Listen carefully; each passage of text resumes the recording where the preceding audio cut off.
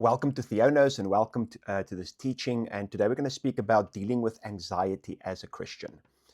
Um, because I think, a lot of times we can even feel guilty, even feel as if we don't have faith, as if we don't trust when we deal with anxiety. So, what is anxiety and how do we deal with it as Christians?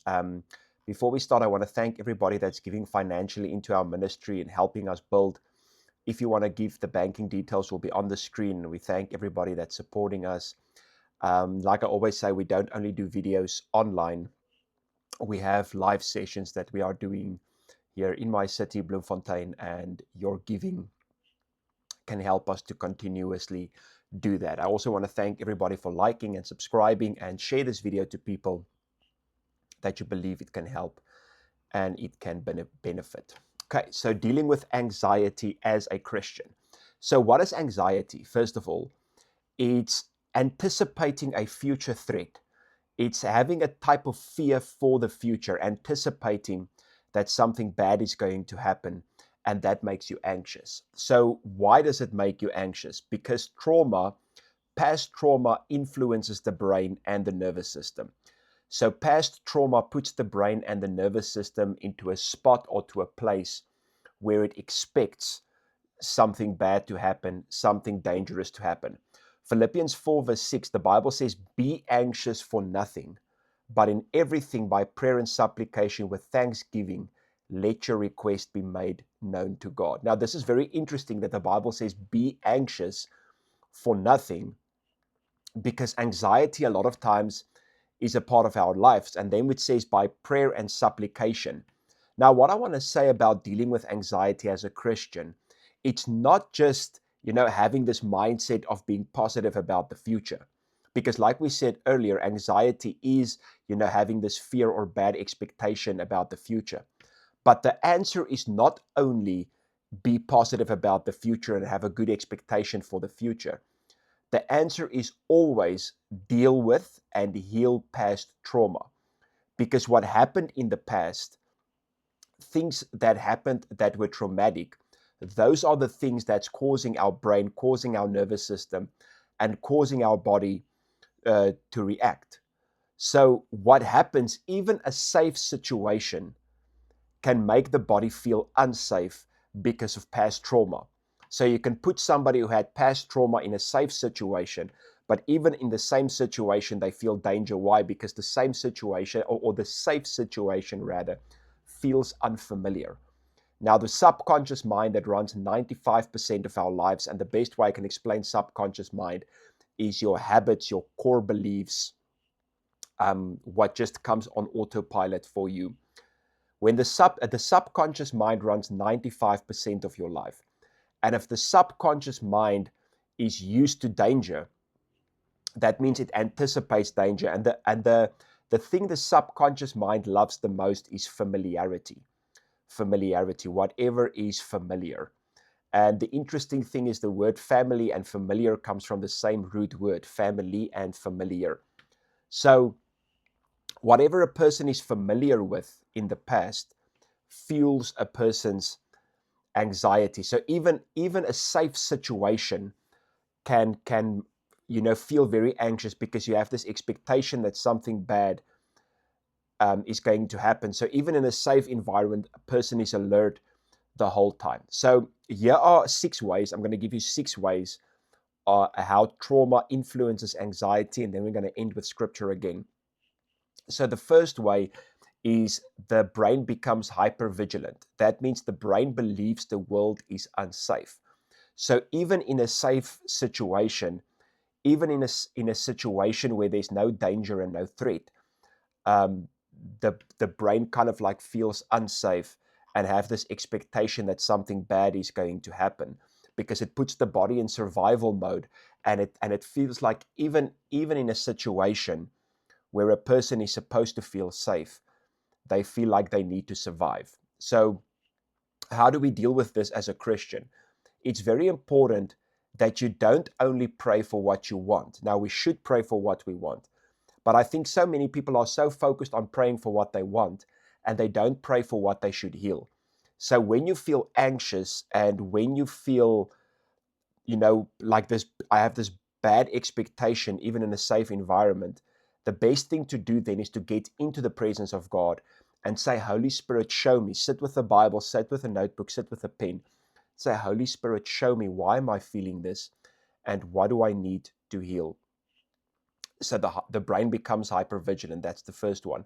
The second one is the stress response stays activated. What is that? That means the body is in survival mode all the time. Now you have four survival responses. Fight means I want to attack. 2 is flee, means I want to run away. 3 is freeze, I just don't do anything and hope the threat just leaves.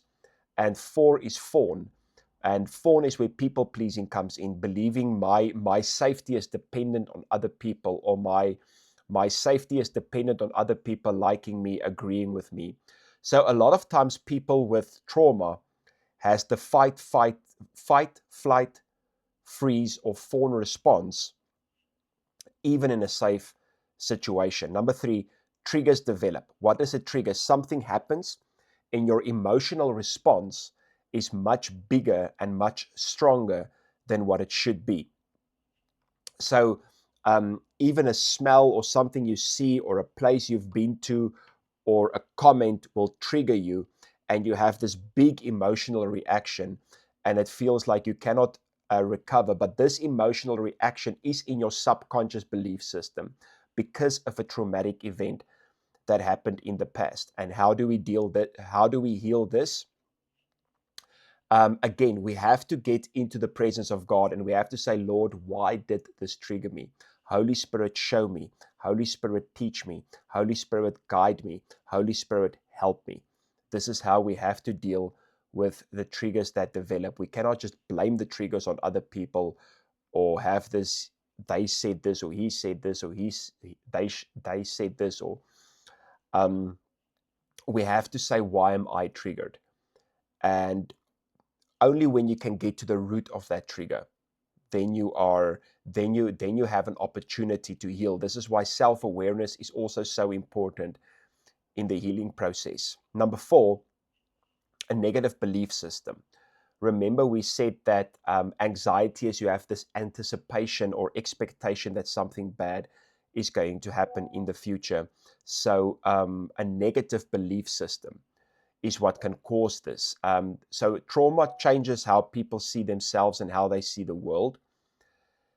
And how they see themselves and see the world can include things like, I'm not safe in this world. I cannot trust anybody. Something bad is going to happen. I am powerless. Those are the thoughts. So how you do that is you have to get into the presence of God, and you have to renew your mind, and you have to renew your mindset, and you have to be honest about it. One thing about healing is a person has to be honest in the presence of God and say, yes, Lord, I don't feel safe in this world. It doesn't feel like I can trust anybody.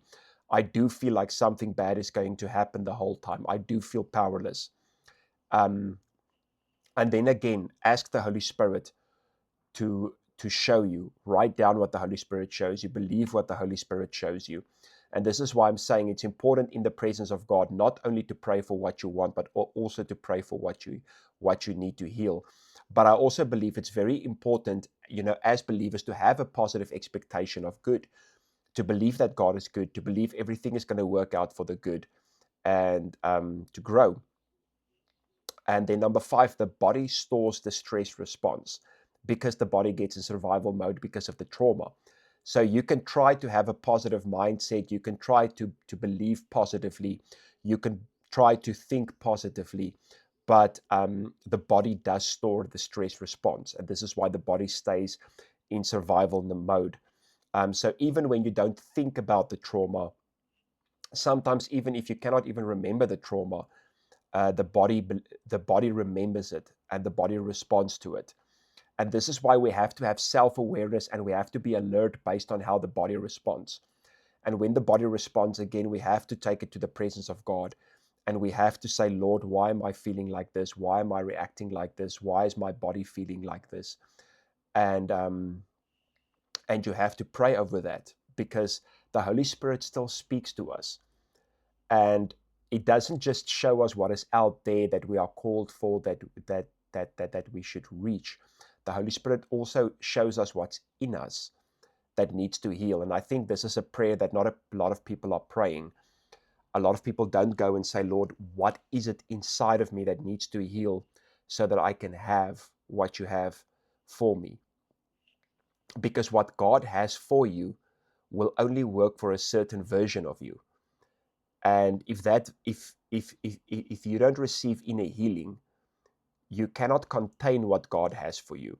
The Bible says, do not put new wine into old wineskins. And yes, we know biblically that means, you cannot put the old covenant law in the new covenant. But it can also refer to us like God cannot put the new that he has for you in the old you.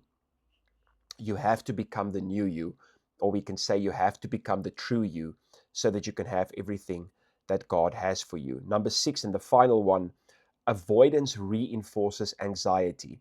So when you feel anxious, running away or just doing a bunch of things to get rid of the anxiety is a form of escapism, just escaping so that you don't have to feel the anxiety, or just run to something so that you can avoid the anxiety, is not going to help heal the anxiety. Sometimes we have to sit with the anxiety, figure out where it comes from, figure out why it's there, learn how to give it to God, and learn how to heal it. So running away and avoiding it, might give you short-term relief. So you might feel better in the moment, but it prevents renewing the brain and it prevents renewing the mind, because running away is never going to heal it. So we read Philippians 4 verse 6, be anxious for nothing. And be anxious for nothing is not just about positive thinking, but it's about healing. So now we're going to look at verse 7 to 8 from Philippians 4. So when you are anxious for nothing, the Bible says the peace of God, which surpasses all understanding, will guard your hearts and minds through Christ Jesus. Okay, let's speak about that. Peace that surpasses all understanding. That means you can be in a situation of turmoil and still have peace. When Jesus, in Mark chapter 4, when Jesus was sleeping in the boat when there was a storm, the disciples woke him up and he calmed the storm. And the disciples said, "Who is this that even the winds and the waves obey him?" Which is quite impressive. My question would have been, who is this who can stay asleep and who can stay peaceful during the times of the wind and the waves? So the peace of God, which surpasses all understanding, is I can be peaceful even in a difficult situation.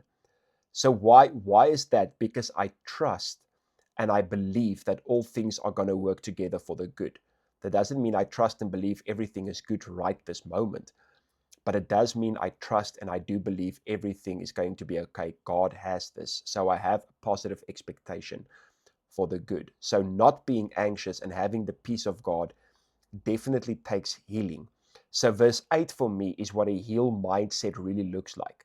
And it's a process to grow to this. So it's easy to read Philippians 4 verse 6, and it's easy to read all of these things and say, just be anxious for nothing. The peace of God is on you.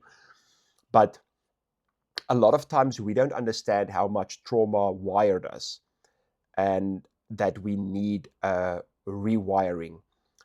Finally, brethren, whatever things are true, whatever things are noble, whatever things are just, whatever things are pure, whatever things are lovely, whatever things are of good report, if there's any virtue, if there's anything praiseworthy, meditate on these things. The word meditation means to become familiar with. Familiarize yourself with things that are lovely. Familiarize yourself with things that are true. Familiarize yourself with things that are of good report. And it says, think about these things, expect these things. So a person who is healed, I'm not saying a person who is healed is always perfect and never has anxiety and never has worries, but a person who is healed in general, even in difficult situations, they believe in the goodness of God and they expect good things to happen. So what is anxiety? Anxiety is just an expectation that bad things are going to happen. And this expectation is fueled by past trauma. Heal the past trauma, bring the past trauma before God, renew your mindset, and then you will see, you will believe for good things. And we do believe that where the mind goes, the life follows. The mind has an enormous role to play in the way of your life. And this is why I believe also the enemy attacks our minds, and the enemy attacks our mindsets a lot. But if we can set our mind on the things of God, this is where we're going to flourish. But trauma keeps us back. Trauma keeps pulling us back. And if we can get to a place where we heal the trauma, and we can have good expectations, that is where our life is going to flourish. Thank you so much for watching. May God bless you, and we are looking forward to see you again in our next video. Goodbye.